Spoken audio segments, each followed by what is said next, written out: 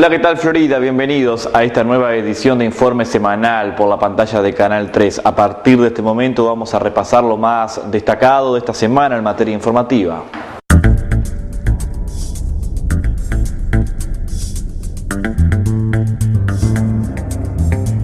El pasado día martes 16 de octubre se inició el juicio oral y público que inició el director de Cultura y director del diario El Heraldo, Álvaro Riva Rey, contra el edil Carlos Martínez Latorraca del Frente Amplio por la denuncia penal que inició por difamación e injurias. La primera audiencia de la denuncia penal que presentó el 21 de septiembre Álvaro Riva Rey, director de Cultura de la Intendencia y director del diario El Heraldo, contra el edil Carlos Martínez Latorraca, se realizó en la tarde de este martes 16 de octubre en el juzgado penal de la calle Rodó. El juicio oral y público contó con la presencia de ambas partes y de 5 medios de comunicación, 4 locales y 1 nacional. Ambas partes arribaron próximo a la hora 14:50 al juzgado de la calle Rodó. Álvaro Riva, el denunciante, lo hizo acompañado del doctor Mauricio Simón. Carlos Martínez Latorraca, el denunciado, concurrió con su abogada, la doctora Rosa Suárez, y estuvo acompañado de su mujer, sus hijos, dirigentes del Frente Amplio, ediles y compañeros del Comité Marita de Yoca. Cuando pasaban 2 minutos de la hora 15, las partes ingresaron a la sala donde se desarrolló la audiencia. El doctor Gustavo Iribarren, juez en lo penal, presidió la misma. Además, en representación del Ministerio Público, estuvo la fiscal, doctora Silvia Estupino. A las 15:12 se inició la audiencia oral y pública. El proceso comenzó con la reproducción del fragmento del programa Rompecabezas, donde el edil Martínez Latorraca hace mención al director de Cultura y El Heraldo. Recordamos que el curul había afirmado en Canal 3 que Riva cometía actos brutales y grandísimos de corrupción al venderle y cobrarle publicidad a la Intendencia. Estas palabras fueron las que ofendieron a Álvaro Riva. Sobre las 15:17, consultado por el juez, Martínez Latorraca ratifica sus dichos. A las 15:22 se suspende la audiencia en principio por 5 minutos con el fin de lograr un acuerdo de forma particular. La parte denunciante presentó en la intimidad una nota de retractación de unas 100 palabras, la cual luego de 13 minutos de negociaciones fue rechazada por Carlos Martínez Latorraca, luego de proponer una modificación que también fue rechazada por Álvaro Riva. A las 15:36 se reanuda la audiencia. Álvaro Riva manifiesta su dolor por los dichos de Martínez Latorraca y explica por qué realizó la denuncia penal. Posteriormente comienza la exposición de Martínez Latorraca, quien luego fue indagado por el juez doctor Iribarren y el doctor Miguel Simón, patrocinador de Riva. Próximo a la hora 16:35, el doctor Mauricio Simón solicitó la suspensión de pruebas presentadas por la defensa, argumentando que habían sido presentadas fuera de fecha. Minutos después, el juez, estableciendo que las pruebas otorgan una garantía en el proceso penal, dejó sin efecto el pedido del doctor Simón. A las 16:44 se levantó la primera audiencia de este juicio oral y público, que tendrá el segundo capítulo el próximo jueves 18 de octubre a las 15:30 horas. Apenas se inició la audiencia, hubo una instancia de negociación por una retractación que llevó el denunciante para el denunciado, que no terminó aceptando Carlos Martínez Latorraca. Dijo que ni muerto se va a poner de rodillas ante nadie. Traté por todos los medios en la primera instancia de arreglar, entre comillas, pero el contradictor o el denunciante quería que yo me pusiera de rodillas. Y un hombre digno no se pone jamás de rodillas, ni muerto. Y hice esfuerzos porque con la doctora hicimos una propuesta donde yo reconocí algunas cosas, pero él quería que yo me pusiera a sus pies. Y evidentemente que eso no va a ser, porque yo tengo razón. ¿Qué le pedía? ¿Qué le pedía entonces? Pedía que yo me retractara, que decía que públicamente le pidiera disculpas porque cometí un acto de imprudencia o de impericia al decir que él estaba cometiendo actos que no eran así. Y bueno, yo estoy convencido que ha cometido actos que son así y me baso, quiero que eso se sepa, me baso en sus propios dichos. Dice, debo dar un paso al costado, pues no debo ser juez, porque seré parte. Entonces dice que se va a ir de la administración porque no puede estar de los lados del mostrador. Y luego el tema de la corrupción es un tema que él mismo ha dicho, el propio periodista Lamaita, dice: el término filosófico corrupción significa negarse a sí mismo, dejar de ser de lo que uno era. Utilice sus mismos términos, sus mismas concepciones para decir lo que yo dije. Y el director de Cultura de la Intendencia de Florida y director del Heraldo, Álvaro Rivas, dijo que quedó comprobado en la primera audiencia que Carlos Martínez Latorraca actuó con gran desprecio por la verdad. Yo había dicho que estaba dispuesto a aceptar una retractación siempre y cuando fuera una retractación, no una especie de retractación, no. Eso fue lo que nosotros propusimos, Martínez Latorraca no estuvo dispuesto a firmarlo y bueno, el juicio se inició. Por lo tanto, vamos por el camino de saber qué pasó, que si es verdad o no. Y como resultado fundamental yo creo que se confirman varias de las hipótesis, especialmente una que para mí es muy importante, que es el tema de la real malicia. La real malicia es un principio jurídico que está compuesto por dos elementos. Primero, la intención de ofender, que creo que queda de manifiesto, es decir, él ha dicho que yo cometo grandes actos de corrupción, y el segundo caso es la falta de adhesión a la verdad, es decir, él ha actuado y ha procedido con desprecio por la verdad y ha quedado demostrado, porque él sabía perfectamente, y lo he dicho acá, cuáles eran los tribunales a cuales había que referirse para tener las respuestas verdaderas. Es decir, si no le conformaba, si no era suficiente para él la expresión del informe de jurídica de la Intendencia que acreditaba la legitimidad de la relación del Heraldo con la Intendencia, entonces pues él tenía esas posibilidades. Ustedes saben que el edil no solo puede pedir informes en la Intendencia, también puede pedir informes a cualquier órgano del Estado. Por lo tanto, él perfectamente pudo en 2 años pedir ese informe y haberle dicho a la ciudadanía la verdad, si es que no lo hizo. Empezando por ahí. El jueves 18 se había pactado la segunda audiencia, pero no llegaron los oficios de la Intendencia Departamental de Florida y la Junta Departamental. Por lo tanto, la audiencia fue postergada para este día lunes 22 a la hora 15. Sí, el juez dispuso una prórroga para el lunes a las 3 de la tarde. ¿Por qué razones? Solo faltaron los oficios diligenciar que correspondían a la Intendencia, que no los entregaron en tiempo y forma. Correspondientes a la prueba. ¿Tiene alguna fecha ahora para poder entregarlos o se puede entregar cuando ellos quieran? Cuando la Intendencia no tiene una fecha establecida para el diligenciamiento. Lo que sí se va a procurar es de consultar en la Intendencia si lo podrá responder para el lunes, para no estar continuamente fijando una audiencia, porque la ley en eso es preceptiva y prevé que las audiencias tendrán un plazo de 48 horas. ¿De qué se tratan las pruebas que han solicitado? Resoluciones de la Intendencia. ¿En torno a la publicidad y la contratación de publicidad? Sí. En torno al objeto del proceso. ¿Esas son pruebas que se van a presentar? En realidad ya se presentaron. Lo que se pide es que la Intendencia dé testimonio de que eso que se presentó es real. ¿Quién las presentó esas pruebas? El denunciado. Aparte hay otro oficio pedido por el juez. Es un oficio que solicitó el juez en su entendido que podría aclarar el asunto. Nada es vital en esto, periodista. Es a los efectos de un mejor proveer para el juez. Cambiamos de tema, hablamos del ámbito policial, tragedia, lo que ocurrió el viernes por la madrugada en Florida, en el kilómetro 91 aproximado de la ruta nacional número 5. Un motonetista de 39 años perdió la vida al chocar contra un camión que estaba parado. Un hombre de 39 años murió este viernes en las primeras horas de la madrugada al chocar con un camión estacionado en la ruta 5. El hecho ocurrió próximo a la hora 5:30 de este viernes. La persona fue identificada como Olivier García Maidana, de 39 años, oriundo de Mendoza Grande, hacia donde se dirigía momentos antes del siniestro, que ocurrió en el kilómetro 90-500, según confirmó la policía. El camión, un acoplado para el transporte de harina, matrícula OAA 7870, de la empresa Molino Florida Sociedad Anónima, sufrió un desperfecto mecánico sobre la hora 5 de la mañana.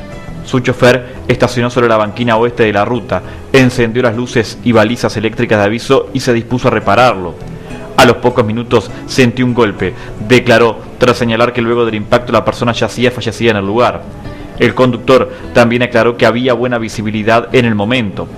García iba en la moto Rocket 110, matrícula OBA 985, que quedó destrozada en su parte delantera. El impacto fue contra la barra de defensa del pesado camión. La policía indicó que el siniestro sigue bajo investigación judicial. En el lugar trabajó personal de la seccional 9ª Juncal, de Policía Caminera y de Policía Técnica.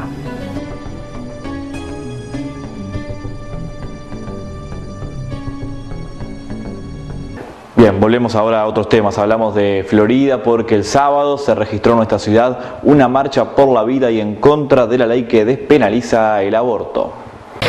Que se hayan hecho presentes. Sabemos que hay muchas personas que también quieren venir y no lo pueden hacer, pero vamos en representación de todos aquellos que aún no han nacido y que ya tienen derechos y que ya tienen también vida en el vientre de sus mamás.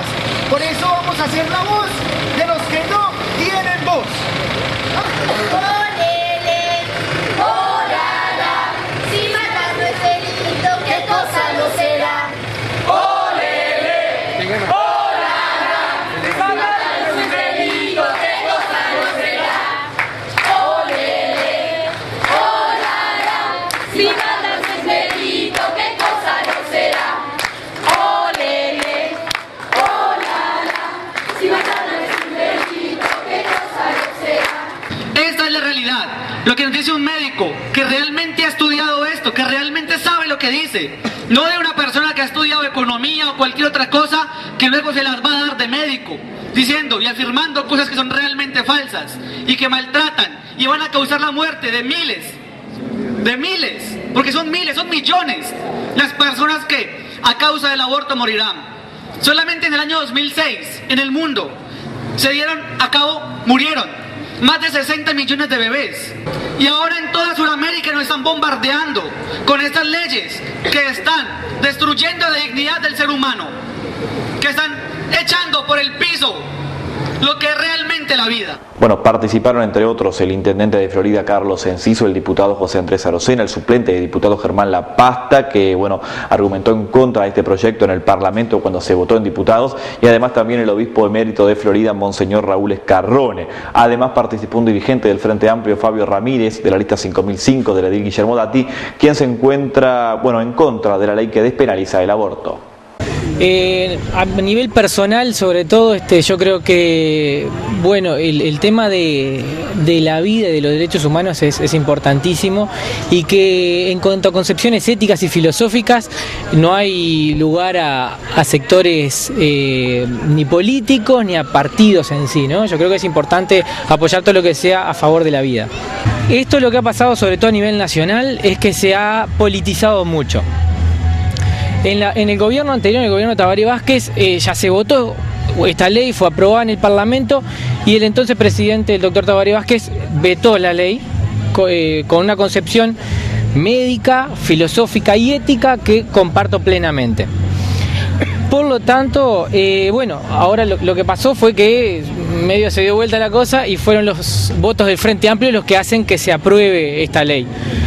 En lo personal discrepo con los 49 compañeros diputados que lo votaron, y tengo la libertad para poder discrepar con los compañeros, y efectivamente si se impulsa un proyecto de referéndum, como se habla que se va a manejar, sea quien sea del partido que salga o del sector que salga, a nivel personal lo vamos a estar apoyando. Esto se ha hablado en varias reuniones, incluso a nivel interno dentro de mi sector tenemos puntos de vista diferentes. Lo que me parece que esta ley, la ley de despenalización del aborto como está redactada, no contribuye en nada. Me parece que no se está apuntando ni a lo que es una prevención, ni se está enfocando a la educación, sino que se está intentando paliar una situación que me parece que no es el camino, que había otros caminos, y por lo tanto estoy en contra de este proyecto de ley puntualmente.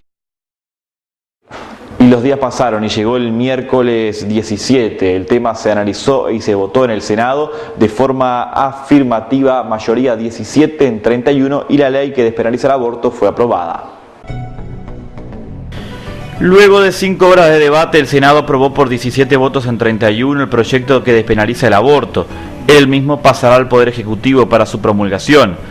De esta forma, la Cámara Alta convirtió en ley el proyecto de despenalización del aborto que había votado hace 3 semanas la Cámara de Representantes. Tras más de 5 horas de debate, todos los senadores del Frente Amplio y el legislador Jorge Saravia del Partido Nacional fueron los que levantaron la mano para que se sancionara el proyecto. El proyecto salió como acuerdo entre el Frente Amplio y uno de los 2 diputados del Partido Independiente, Iván Posada, lo que aseguró el pasado 25 de septiembre su aprobación en la Cámara de Diputados por 50 votos a favor y 49 en contra. El presidente José Mujica tiene en su mano la posibilidad de vetar la ley, pero ya anunció que no lo hará. La iniciativa despenaliza el aborto dentro de las primeras 12 semanas de gestación, pero obliga a las mujeres a comparecer ante una comisión integrada por médicos y asistentes sociales, quienes les explicarán los alcances de su decisión. Transcurridos 5 días de reflexión, entonces la mujer tendrá la última palabra. El diputado Álvaro Vega habló en el portal del MPP y dijo muchas cosas, entre otras que nadie puede a una mujer a obligar a tener un hijo, que abortos van a seguir existiendo y que de esta manera se controlan y se hacen de una forma mucho más digna. Además también dijo que muchos de los que opinan jamás tuvieron una calentura y vivieron una pasión como mucha gente sí lo ha hecho. Yo creo que más allá de la posición que uno tenga con el aborto, sobre el aborto en sí, es claro de que hay gente que no está en condiciones de tener un hijo y que eso afectaría su vida futura, porque nosotros respetamos a quienes tienen convicciones religiosas que los llevan a no querer esta práctica. Lo que no entendemos es por qué hay que obligar a los demás a vivir como uno cree que hay que vivir. Creo que es un avance en la maduración de la sociedad y eventualmente el plebiscito ese que se plantea depende cómo se haga el centro de la discusión, porque si la discusión es a favor o en contra de la vida, esa no es la discusión que está planteada. Y de todas maneras, si hubiera un plebiscito nos serviría para poder aclarar este tipo de cosas, porque creo que la sociedad muchas veces se agarra de los titulares y los titulares dicen que esto es a favor y en contra de la vida y en realidad no tiene nada que ver. Abortos hay, va a seguir habiendo, hagámoslo de la mejor manera y tratemos de evitarlo y hagamos cosas para que se eviten, dando educación sexual, etcétera. Más allá que tampoco es el remedio, ¿no? Porque hay momentos que, como dice Jaime Ross, la vida pide cuero y a veces los que dicen ¿por qué no piensan antes? Y eso en realidad lo que les pasa es que nunca se agarraron una calentura como la gente, entonces no son capaces de entender que hay momentos en que la pasión te lleva y haces cosas que de repente en circunstancias normales no harías.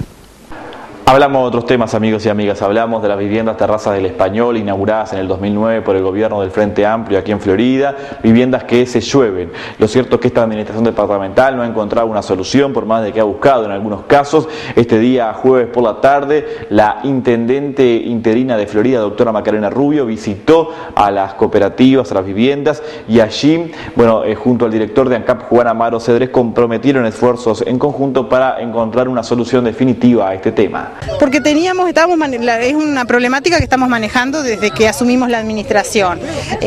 Juan tampoco es ajena a la misma y en estos días nos pusimos a conversar porque ya se han probado algunas posibles soluciones que evidentemente no han dado resultados. Se ha tratado de impermeabilizar, no ha sido efectivo, hay productos químicos que no se pueden realizar arriba de los productos que porque no darían resultado, que ya se han puesto, así que la solución, por lo que vimos hoy, va a ir por otro camino. Lo que le decimos a los vecinos es que la voluntad está de mantenernos en contacto y de seguir buscándole presupuesto mediante y demás la forma de dar una solución definitiva. ¿Todas las viviendas tienen este problema? Sí, todas las viviendas tienen este problema. ¿Cuál es la solución? En mayor o menor medida. Ya se les ha echado impermeabilización, membrana líquida. Sobre la membrana líquida nos han dicho los arquitectos que no se puede poner la membrana metálica, digamos, esa que se sopletea. Por lo tanto, pensamos que va a ser algún otro tipo de solución, estilo chapa o algún otro tipo. Es lo que estamos manejando. Lógicamente que son otros números y que es otra mano de obra. Los vecinos tienen el compromiso de empezar a pagar sus casas, es decir, tienen la obligación de empezar a pagar sus casas, que hasta el momento ellos nos han manifestado que no están abonando la cuota que les corresponde por la situación de las viviendas, que en su momento manejaron otras posibilidades de acciones. Nos han manifestado en este momento que que una vez que se solucionen los techos ellos tienen que empezar a pagar, porque si no estarían incumpliendo su parte también en este convenio. Ahora hacemos la primera pausa, enseguida retornamos con más noticias.